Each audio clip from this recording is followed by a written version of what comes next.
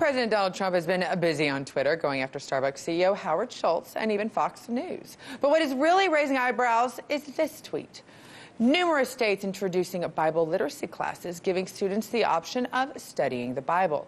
Starting to make a turn back? Great! Exclamation point. For this story and more, I have to bring in our 360 view from our political panel, Democratic strategist Anthony Tall and conservative talk show host Andrea Kaye. Thank you for joining me. Good to be with you guys. Okay, so Andrea, I have to ask, is this just Trump trying to gain back support after basically caving on the wall to his base? Well, first of all, I have to take issue, if you will, with the characterization that Trump caved on the wall. I think he repositioned in order to get the wall done. But I don't think that if he lost any support, why would anybody assume that it would be specific to the Christian evangelical crowd? I think he has maintained his evangelical support because he has been the most pro-life president that we've seen in my lifetime, at least, and been supportive of religious freedoms in this country. So why would any conservatives abandon him? I think all he's doing here is just reinforcing his support for the Judeo-Christian principles and values that we have in this country. I think he understands that there has been a move to change the culture away from Judeo-Christian values and principles and to replace God with state. And what's wrong with the option? Oh, gee, you know, President Trump is wanting to give an option to kids in schools to learn the Bible. I think it's fantastic, and I think every American should support him. But, Andrea, I don't think anybody's surprised by his position at this point. I think the question is just the timing of it. And you have to admit, there's been some disenfranchisement with his base, from everybody from Ann Coulter to some of his strong supporters like Lou Dobbs have been saying, what did you do on Friday? So this right here is kind of just feeding red meat to a very red base that goes along with their whole platform of what they like to support. Look, I think President Trump has shown since he came down the stairways or the escalators at Trump Tower that he's somebody that can and will focus on a variety of different issues at any time of the day. And actually, the attack, the cultural Marxist movement to change the culture of America, to change us from a Judeo-Christian value-based free market, free republic of state system into one that's a Marxist movement.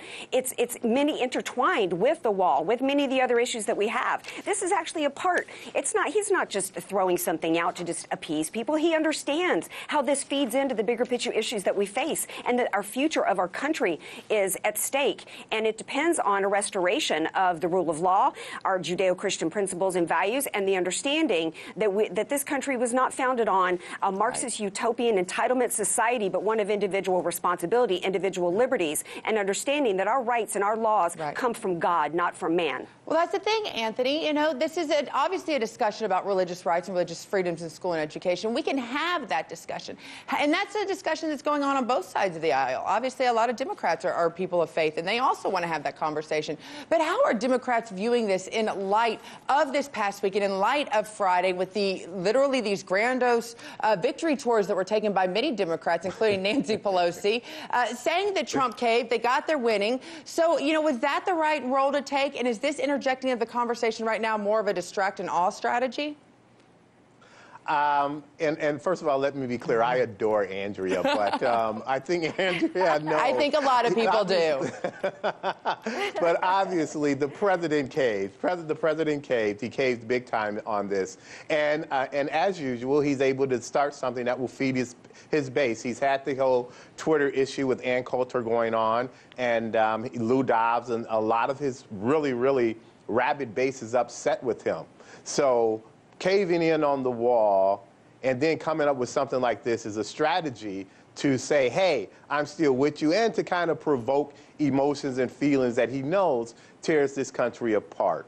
This isn't really an issue of whether or not there's we have the right to study the Bible, or we're losing our Christian Judeo values in this country. I agree with Andrea on that point.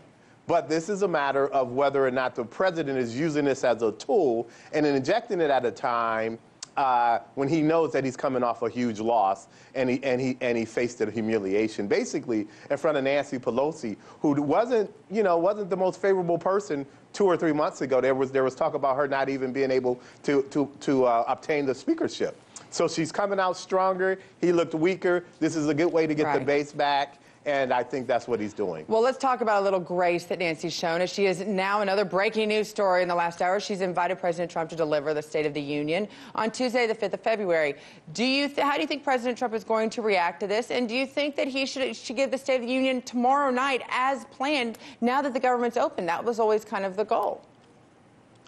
Well, I think that it's going to once again make Nancy Pelosi look stronger again, because she was able to stop him from coming there on the time frame which was supposed to be tomorrow. Now, if he comes next week, she's shown that not only did I beat him on the wall, but I also made him have to come a week later. This is a tradition that we've had. The president usually goes over, gives the State of the Union. He's usually invited. Right. And she's saying, hey, I delayed the president for a week. This shows you the leverage and the power that I've got now. So I think it works in her favor, the fact that he's going to do it next week. But, Andrea, we know this president. We know his track record. He does not like to be on defense very long. What is the president's offensive move to get back on the offense in Super Bowl fashion, win the scoring touchdown between the two? I think what he's going to do is he's going to hold off. I think he showed deference to her when he allowed himself to be delayed on the State of the Union address, and I think he's going to come out on February 5th, and I think he is going to deliver such a smackdown. It's going to upset the Democrats more than what the NFL did to my beloved Saints in New Orleans, and they are going to be writhing in pain after he delivers that State of the Union address. Y'all take notice. It's going to be a thriller and a killer. Well, Anthony and Andrea, I don't know if I'm more excited about you saying y'all on the show or rhyming thriller and killer, but both of you, great conversation. I hope you'll join us again. Thanks for having me. Hey YouTube, thanks for checking out our channel. We hope you enjoyed the video. We have tons of content for you just like this. For more of RT America's one-of-a-kind news and analysis, be sure to subscribe and never stop questioning more.